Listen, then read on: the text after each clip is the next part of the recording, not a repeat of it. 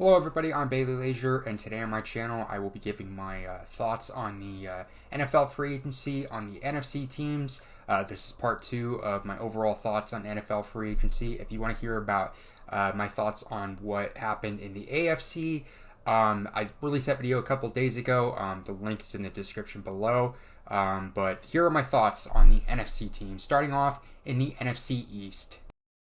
So the New York Giants were one of the more aggressive teams in NFL free agency, although at first they weren't really aggressive. But, they made some very big impactful moves, especially with some of the top free agents. Quarterback, they did sign Mike Glennon as a backup quarterback. It's just for depth, just to have a backup. Some depth at the running back position, hopefully Saquon Barkley can come back and be healthy.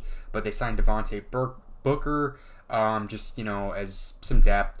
They got one of the top wide receiver free agents. In fact, probably the top free agent wide receiver, Kenny Gallaudet. He was really the only player, wide receiver on the market that made big money, as he got a 4-year, $72 million deal. They got wide receiver John Ross on a 1-year deal. One of those wide receivers, they got 1-year deals, which I don't think is a bad deal. They got tight end Kyle Rudolph, which is an upgrade at the tight end position. We saw, the struggles that tight ends for the Giants, especially Evan Ingram, had. So having Kyle Rudolph, I think he's got some stuff left in the tank, and I think he can be very effective in the Giants' offense. And then defensively, their probably biggest moves, they re-signed Leonard Williams after they franchise tagged him. They gave him a huge extension. He had a really good 2020, but gave him a lot of money at 3 years and $63 million.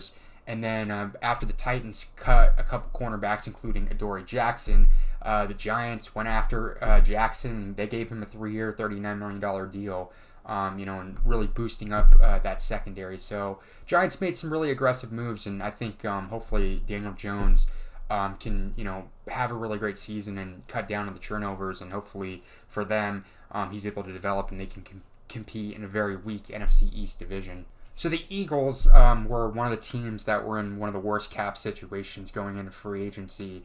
After trading Carson Wentz and, eating up a lot of money, they signed Joe Flacco as a backup on a 1-year deal. He's made the comments saying he's not there to mentor Jalen Hurts. He's there to compete for the starting job. Yeah, we'll see there, buddy. And then they signed Anthony Harris to a 1-year deal. They had to cut some players. Zach Ertz is rumored to potentially be on the trade block, so we'll see what happens there. Probably the biggest move they just made was, part of, yesterday as I'm recording this, that huge, those trades of draft picks the Miami Dolphins made. The Eagles traded down in the draft, going from 6 to 13, which is very telling of how bad of a cap situation the Eagles are in, that they can't, draft that high up, that they need to trade down and get more picks because of the cap situation they're in. So the Eagles, it's not looking good for them in the future, especially for next season. So the Washington football team, yes, they're still called that. Historically in the Dan Snyder owned era of the team, they're very aggressive. The last couple off seasons, at least the last two, they made some moves, but they're not the big spenders that they're known for. They did get quarterback Ryan Fitzpatrick on a 1-year, $10 million deal, which I think is a good deal, and I think is a great, he's got experience. They definitely need. They still have some question marks at quarterback, but I think for Ryan Fitzpatrick, it's a really good deal, and he's going to a really good team. They re-signed Lamar Miller, even though, they're set at the running back position. Adam Humphries, they signed him. They did get Curtis Samuel, who was one of the top free agent wide receivers. He was one of the few wide receivers on the market that got, more than a 1-year deal. He got a 3-year, $34.5 million deal. They signed center Tyler Larson, and then they signed cornerback William Jackson III at a 3-year, $40.5 million deal. So I like what Washington has done, and especially with that defense, I definitely see Washington being the favorites in the NFC East next year. And then we move on to the Dallas Cowboys, who pretty much the biggest move they made was prior to free agency, when they finally were able to re-sign Dak Prescott at a 4-year, $160 million deal, including 126 of that guaranteed. Dak obviously had that big injury in a contract year. Actually him getting hurt, it's probably one of the rarities that a player gets hurt during a contract year and it actually helps him out. considering how much the Cowboys struggled without him. I mean, they were struggling prior to that, but, they were really struggling, right after. Unfortunately, the Cowboys, Mike McCarthy, I'm not sure if this is the right fit at head coach. And considering how terrible their defense was, they didn't really do anything to upgrade. They got Keanu Neal from the Atlanta Falcons. Obviously, Dan Quinn, the former head coach, is now the defensive coordinator for the Cowboys. And they got signed to a 1-year deal. They're converting him from safety to linebacker, which is a concern considering the Cowboys really have issues in the secondary. And then they signed C.J. Goodwin to a 2-year, $3.5 million deal. So Dallas pretty much, put all their money toward re-signing Dak Prescott, but they didn't really do anything with the defense, and that's a huge red flag right there. Moving on to the NFC North, Green Bay, the division winner. They're historically, it's rare that they are very aggressive in free agency, but really the only moves they made were re-signings. They did lose Jamal Williams, and that's because they re-signed Aaron Jones to a 4-year, $48 million deal. A lot for a running back. I know he's a very, important part of that offense, but it is kind of surprising. They re-signed veteran Mercedes Lewis, tight end, on a 2-year, $8 million deal. And then Kevin King, who played well up until the NFC Championship game. He historically was terrible in that game. They re-signed him on a 1-year, $6 million deal. So on to the draft for the Packers. And then we move on to the Chicago Bears, who obviously, prior to what they did in free agency, they were linked. They really need to upgrade at the quarterback position. And with Trubisky being gone and Nick Foles did not look great when he was playing, they were linked to some of the big quarterbacks. They wanted to go after Deshaun Watson, but he obviously has not been available. They were very rumored to go after Russell Wilson, including, allegedly gave an offer to the Seahawks. They gave several, first round draft picks they wanted to give him for Russell Wilson, but Wilson wasn't traded because of the large cap hit Seattle would obtain if they trade him. So they settled for Andy Dalton at a 1-year, $10 million deal. Yeah, that's going to fit. Oh, God, that was terrible. They signed running back Damien Williams, the Super Bowl hero from Super Bowl 54 for the Chiefs, who opted out last season. They got him on a 1-year deal. They franchise tagged Allen Robinson. And then they surprisingly cut cornerback Kyle Fuller, which was not a great move there. But they re-signed Artie Burns and brought in Desmond Trufant. They signed defensive end Mario Edwards Jr. But just for the Bears, the fact that they just don't have an answer for the quarterback position does not bode well for them next season. And if this path stays the same, I think the Bears could potentially be one of the worst teams in the NFL next season. So the Detroit Lions, they got a new head coach in Dan Campbell. They did get, they traded, obviously prior to even the NFL season ending, at least the 2020 NFL season, they traded Matthew Stafford for Jared Goff. I talked about that. You can check out my thoughts on that trade in the description below. Other moves they made, they signed quarterback Tim Boyle on a 1-year or $2.5 million deal. Jamal Williams, who left Green Bay after Aaron Jones was re-signed, he got a 2-year, $7.5 million deal. They signed a couple wide receivers for 1 year, Brashad Perryman at a 1-year deal, and Tyrell Williams. They re-signed Romy Akwara to a 3-year, $39 million deal, and then they acquired another Ram, Michael Brockers, for a 2023 7th-round pick, and according to reports, it looks like Brockers ended up agreeing on a new deal with the Lions, a multi-year deal. Kind of a bit awkward that he's going to the Lions, considering when he was still with the Rams, he said that Stafford was an upgrade over Goff, and now he's being reunited with Goff, so a bit awkward.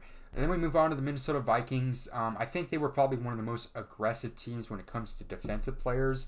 So offensively, Kyle Rudolph, they moved on from him. They re-signed Amir Abdullah to a 1-year deal, which I think is good for them as he's a good backup to Dalvin Cook.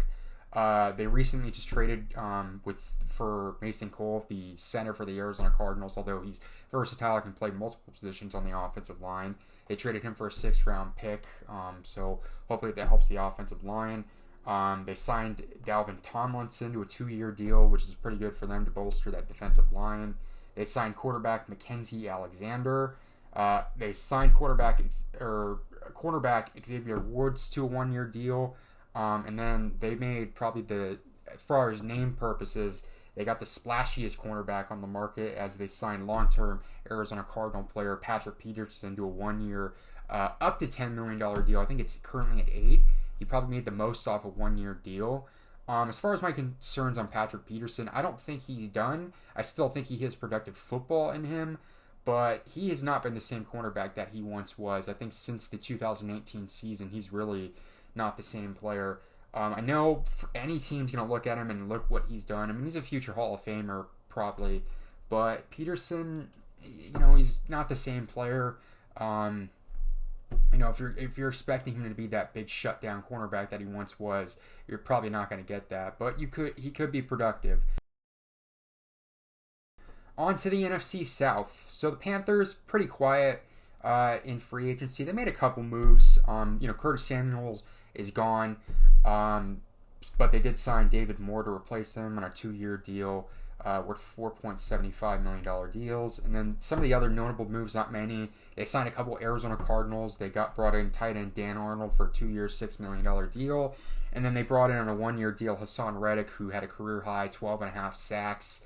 I think it's good on a 1-year deal. And Reddick probably wants, with the cap going down, you've seen a lot of 1-year deals, but I think Reddick hopes he can, replicate what he did in 2020 and turn that into a multi-year deal next offseason.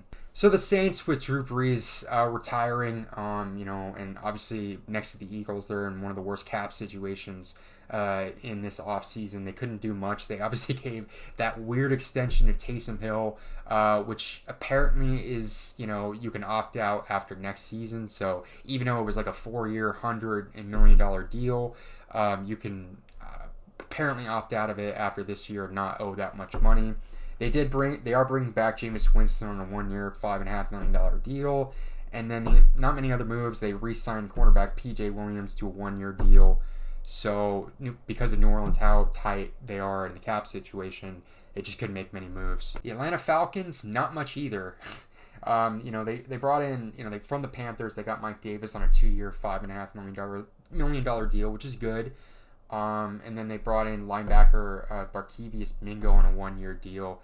Very quiet in the NFC South, excluding the one team I'm going to talk about right now. That would be the defending Super Bowl champion Tampa Bay Buccaneers. Usually when teams win Super Bowls, generally, pending free agents, generally teams lose some free agents, if not a lot of them, because, you win a ring and now you want to go out and, get that big paycheck. Well, that's not the case for the Buccaneers. So Tom Brady restructured his deal. I guess this is, a lot of restructures that happened prior to free agency. And, I think he extended it to like a 2-year deal. But allowing that, that move allowed the Buccaneers to, be in a position where they can run it back. So they re-signed running back Leonard Fournette to a 1-year deal. They franchise tagged Chris Godwin.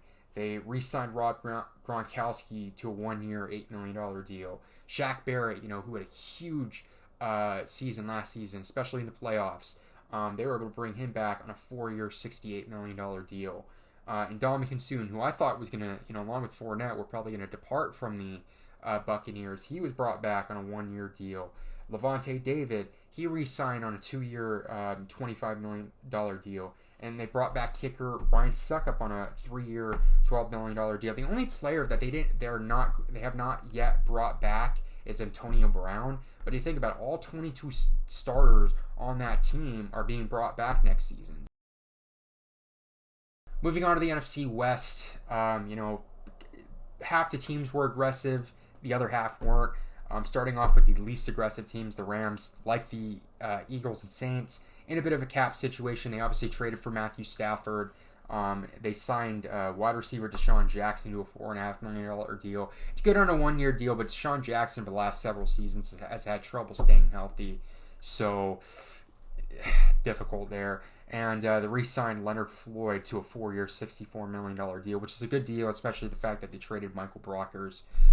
So, the Rams are probably going into next season looking at like the favorites in the NFC West. So with the Seahawks this offseason, we've heard about the drama with Russell Wilson, him being frustrated at the fact that they have not made it past the second round since the infamous Super Bowl 49 year where they threw it on the 1-yard line. Russell Wilson's been frustrated that he's been one of the most sacked quarterbacks the last couple seasons. And, their disappointment in the playoffs last season. There's been rumors about him wanting out. And, teams wanting to trade for Wilson. Obviously there was a report going out that Wilson, he said, I don't want to be traded, but here's the 4 teams I would like to be traded to, which is not a good sign right there. Obviously, like I've stated before, the Seahawks are likely not going to trade Russell Wilson this offseason because of how much in dead cap. I think it's about $39 million that they would lose if they traded him. So it would take, a lot of maneuvering for a team to get him. So I don't expect Wilson to depart. The Seahawks did make some moves. They did re-sign Chris Carson to a 2-year, $14 million deal. Running backs, most of them got 1-year deals. A couple of them got 2-year deals.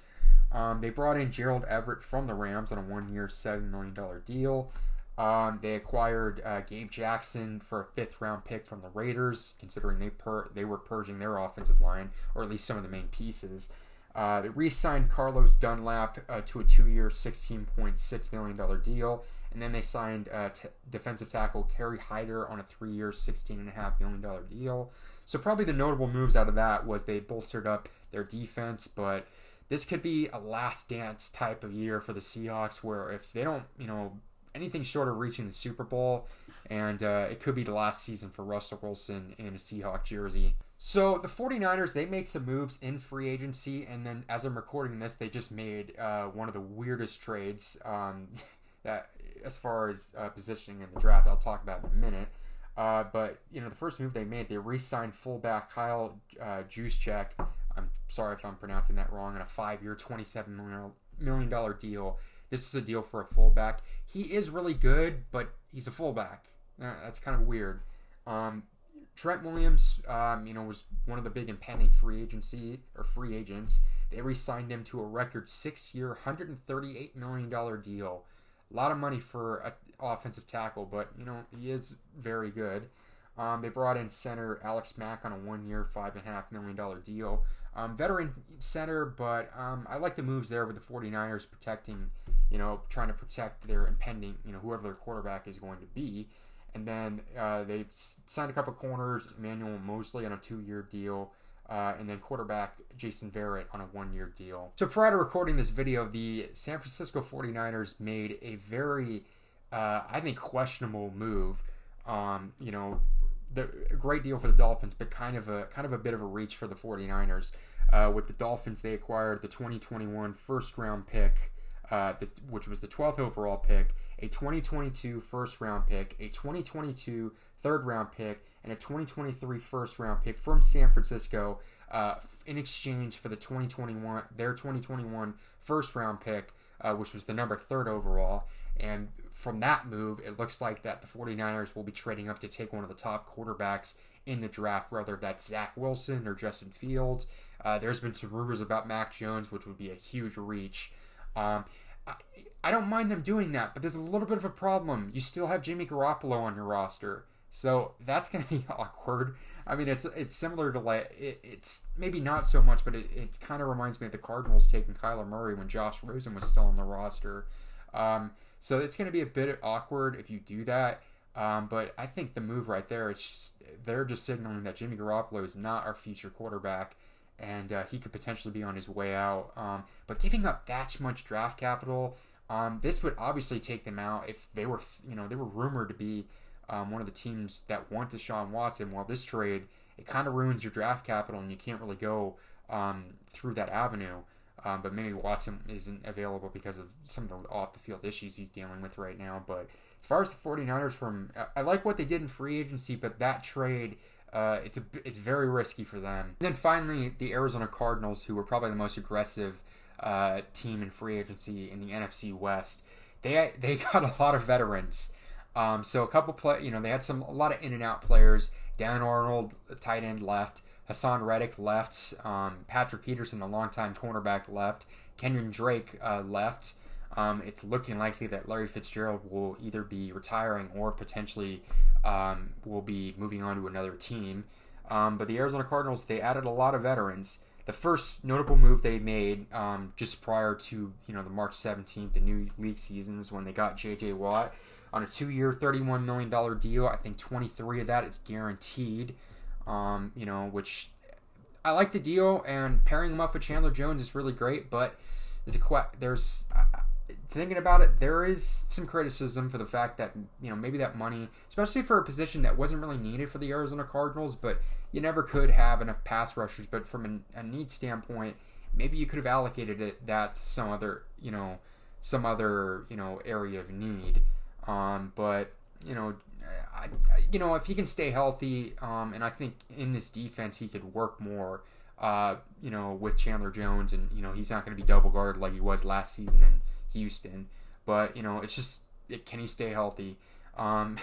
They re-signed, when free agency started, they just re-signed a couple players. They re-signed linebacker Marcus Golden on a 2-year, $9 million deal, which is a really good move, especially with Hassan Reddick leaving. And also Marcus Golden, he's expressed, he's glad he's back in Arizona, and, he's glad that the team rewarded him. I think it's a good deal for him. They re-signed offensive tackle Kelvin Beachum on a 2-year deal.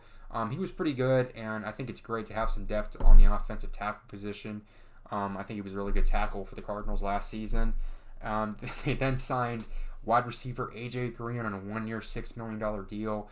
I think the Cardinals could have went after other wide receivers, but considering, I think a change of scenery is going to do well for Green. It's another player like J.J. Watt. If he can stay healthy, I think he can be productive.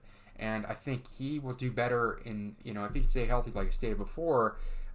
If he, in this system, he could do well than his previous team. But the fact that he's not going to be the number one option, and you're able to put him on the outside with DeAndre Hopkins. So, health is the main key to the game. They then signed, they had some kicker issues. They signed Matt Prater to a 2-year, $7 million deal. Matt Prater had a bit of a struggle last season, but I think anything over Zane Gonzalez, who cost them a couple games last season, I think it's definitely an upgrade. Arizona really wanted a center. They really needed to upgrade the interior part of their offensive line, and they were after Corey Linsley, but they were outbid by the LA Chargers. When Rodney Hudson was on the trade block, was initially going to be released, Arizona was really aggressive, and they went out and got him, from the Raiders for a 3rd-round pick. I think that's a great deal for the Arizona Cardinals, and honestly, the best deal that they made in free agency. He's one of the best centers in the NFL the last several years. I think he's very underrated, and Arizona doing what they needed to do, protect their young quarterback, and that's a really good move. And then the other notable move that they just made a couple days ago, they did finally sign a cornerback. They signed Malcolm Butler on a 1-year, $6 million deal, which I think is good, on a 1-year deal. It's kind of interesting. His home will be the place where he made the biggest play of his life in Super Bowl 49, picking off Russell Wilson. So, Arizona, I think they brought in a lot of veterans, and I think there's some question marks there. Bringing a lot of guys that are 31 and over. This is obviously built more for right now than it is in the future. But as far as Arizona is concerned, this is it for Cliff Kingsbury and possibly Steve Keim. So what were your thoughts on the NFL free agency? Who were the winners? Who were the losers? What are some of the other notable free agent signings I haven't talked about? And what are some of the main players remaining in free agency? Leave in the comments section below. As always, click like if you like the video and subscribe if you like the content of my channel. Stay tuned this week as opening day of the 2021 MLB season will be happening, and I will be giving out my yearly MLB predictions video, so stay tuned for that. Thanks everybody for watching, and I will see you all later.